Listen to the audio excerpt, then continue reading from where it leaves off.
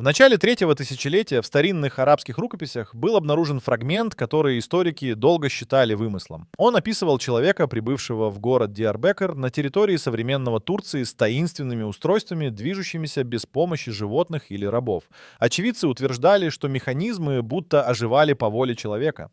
В среде ученых началось бурное обсуждение. Речь шла о реальных инженерных устройствах или о легенде, обросшей домыслами.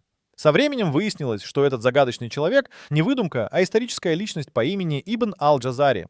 Он не пришелец, не путешественник во времени, а гениальный инженер 13 столетия, чьи изобретения опережали эпоху на сотни лет. Многие из них были не только функциональны, но и эстетически безупречны. В обществе, где преобладала магия и религиозные догмы, он казался магом, а не механиком. Источники утверждают, его появление ждали правители, а чертежи берегли как сокровища. Он производил эффект настоящего гостя из будущего. Но кем он был на самом деле? И как ему удалось создавать то, что в Европе появилось лишь спустя века? И вот тут начинается самое интересное. Что именно он построил и почему эти устройства ставят под сомнение наши представления о развитии технологий? Когда современники впервые увидели творение Ибн Аль-Джазари, они были в шоке. Никто до этого не видел часы, которые не просто отсчитывали время, а рассказывали историю с двигающимися фигурами, звуками, изменением декораций. Он создал водяные часы, где слоны, драконы и павлины двигались по сложным схемам, создавая иллюзию жизни. Но самое поражающее — это не внешняя красота, а скрытые внутри механизмы. Исследователи обнаружили, что изобретения Аль-Джазари использовали сложнейшие водяные насосы, валы, поршни и даже систему с поплавками, регулирующими поток воды.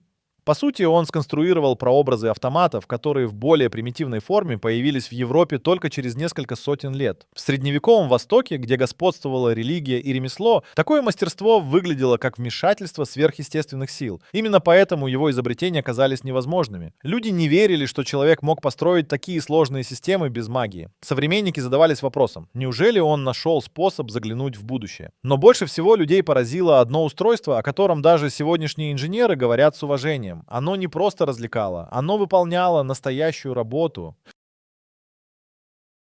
Одним из самых невероятных изобретений Ибн Аль-Джазари стал механический слуга, автоматон, выполнявший функции официанта. Это был человекоподобный механизм, способный самостоятельно наливать воду для умывания и подавать полотенце. Он работал с точностью, достойной современных программируемых машин. Вся система приводилась в движение с помощью воды, противовесов и рычагов, срабатывавших в нужный момент. Слуга не просто наливал воду, он ждал, пока гость поднесет руки, затем изливал ровно столько воды, сколько было нужно, после чего предлагал полотенце и даже отстранялся. Это не был трюк или шоу. Устройство работало стабильно и предсказуемо. Его можно считать первым в истории сервисным роботом, созданным задолго до появления электричества. Механизм изучали лучшие умы своего времени, но большинство просто не понимали, как он функционирует. Это усиливало ауру таинственности вокруг его создателя. Как человек без микросхем, моторчиков и проводов мог создать умную машину? И самое интересное, этот слуга был не единственным. Чертежи Аль-Джазари содержат схемы целого ряда подобных устройств,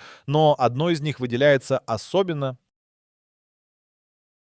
Рукопись Ибн Аль-Джазари под названием «Книга знаний о хитроумных механических устройствах». Настоящий клад для инженеров и историков.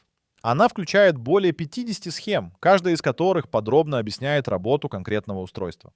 В отличие от европейских чертежей того времени, его записи сопровождались подробными пояснениями, из чего состоит устройство, как собрать и как оно работает. Секрет кроется в том, что Ибн Аль-Джазари комбинировал элементы геометрии, гидравлики и механики. Его идеи опережали не только современников, но и целые поколения. Современные инженеры признают, принципы, которые он описал, используются в робототехнике и автоматике до сих пор. Некоторые механизмы напоминали компьютеры, выполняющие запрограммированные действия, но на основе воды и гравитации. Поплавки служили аналогами датчиков, рычаги управляли действиями, а система клапанов регулировала поток воды, как транзисторы в микросхеме. Как ему удавалось так точно проектировать? Как эти чертежи вообще сохранились до наших дней? Ответ на это связан с устройством, которое многие считают самым сложным и красивым из всех. «Час и слон» — шедевр инженерии Ибн Аль-Джазари, в котором техника и символика слились в единое целое. Это многоуровневая конструкция, где каждые полчаса происходили движения фигур, птиц, драконов, человека, сидящего в башне. Все происходило строго по расписанию, но за красотой скрывалась точнейшая система управления временем. Часы работали на водяной тяге. Внутри корпуса слона находился сосуд, из которого медленно вытекала вода, приводя в движение сложную систему шестеренок и рычагов. Каждое движение было запрограммировано заранее. заранее. Более того, в этих часах использовались механизмы для саморегулирования, элементы, напоминающие обратную связь в современной технике. Но почему слон? Потому что он символизировал универсальность. Конструкция включала культурные символы Индии, Китая, Египта и исламского мира. Это был не просто механизм, а философское заявление, попытка объединить знания человечества. Часы слон стали воплощением технологического и культурного синтеза. Но это было только одно из устройств, чья точность поражала. Впереди все история механизма, который стал основой современных двигателей. Непонятый инженер Ибн Аль-Джазари создавал свои машины не ради славы или абстрактной науки. Он работал при дворе артуткидов, правителей небольшого исламского государства, и должен был решать прикладные задачи: улучшение водоснабжения, создание точных часов, развлечения для элиты. Его механизмы производили настоящий фурор при дворе. Но за пределами дворца большинство не понимало, что перед ними не магия, а инженерия. Он не был признан как ученый в современном понимании. Его считали искусным мастером, не более.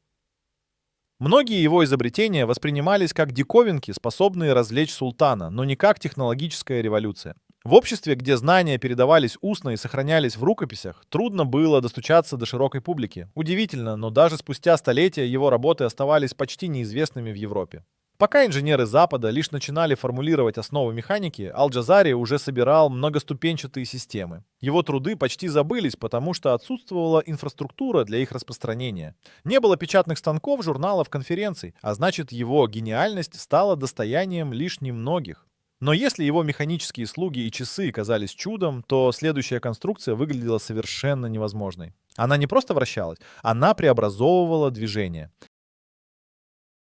Одним из наиболее революционных изобретений Ибн Аль-Джазари стал механизм, который современники даже не осознали до конца. Речь идет о кривошипно-шатунном соединении, элементе, без которого невозможна работа современных двигателей внутреннего сгорания. В своей водяной установке он применил конструкцию, превращающую возвратно-поступательное движение в вращательное. Это был первый в истории пример такого решения.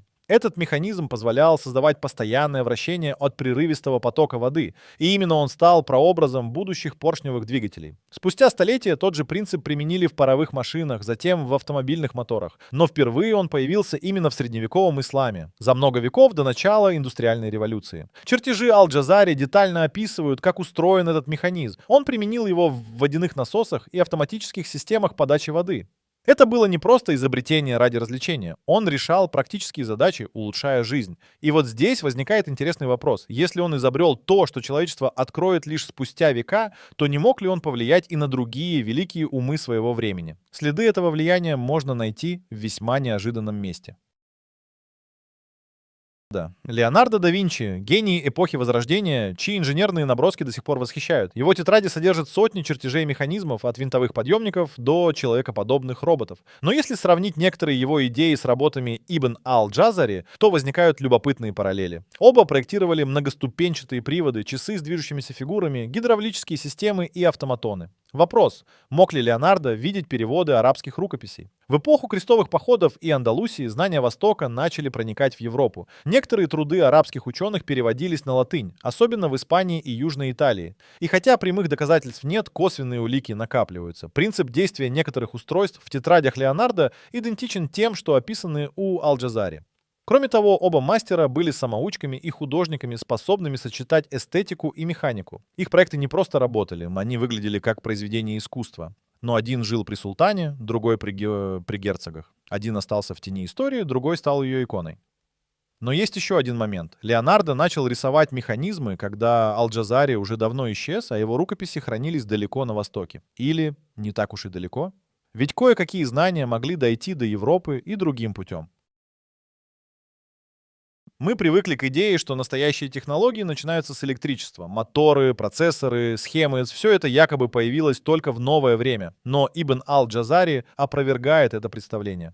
Он создавал полноценные автоматы, не используя ни одного провода. Все его устройства работали на воде, силе тяжести и механических принципах, подчиняясь законам физики, но не нуждаясь в энергии электричества. В его арсенале были механизмы со системой таймеров, программируемых последовательностей действий автозапуска. Например, один его автомат подавал напитки по расписанию. Сначала наливал сок, затем на воду, затем мыл сосуд. Все это происходило без вмешательства человека, а лишь благодаря продуманной системе клапанов, труб и рычагов. И это не была игрушка или демонстрация, а настоящая утилитарная машина. Сегодня подобное устройство выглядело бы как чистая магия, если бы не было доказано, что оно действительно существовало и работало. И такие механизмы не были единственными. Чертежи показывают десятки систем, каждая из которых решала конкретную задачу. Это доказывает, технология — это не только электроника. Это прежде всего мышление, способ видеть мир через законы движения и энергии. Но несмотря на всю гениальность, судьба самого Ибн аль-Джазари покрыта тайнами.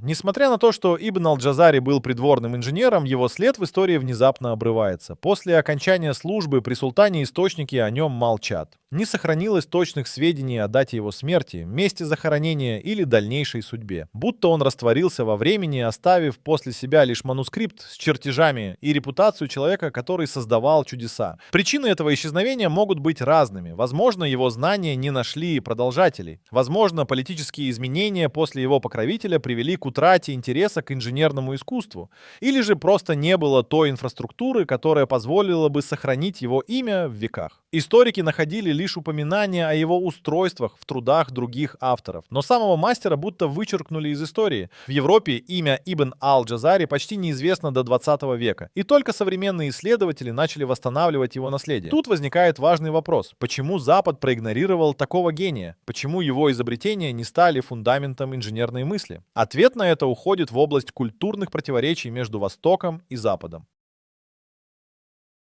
История Ибн аль-Джазари — это не только история одного человека, но и пример того, как культурные и религиозные границы мешали распространению знаний. На протяжении веков достижения Востока игнорировались в Европе. Тогда как труды европейских мыслителей тщательно копировались, переводились и сохранялись, арабские и персидские тексты оставались в тени. Даже когда они доходили до Европы, имена авторов часто терялись, а изобретения приписывались новым открывателям. Это произошло и с аль-Джазари. Его имя не встречается в западных инженерных трактатах, хотя принципы его механизмов позже использовались в европейской технике. Особенно в часы эпохи Возрождения, где мы видим тех же механических птиц, движущиеся фигуры и сложные водяные системы.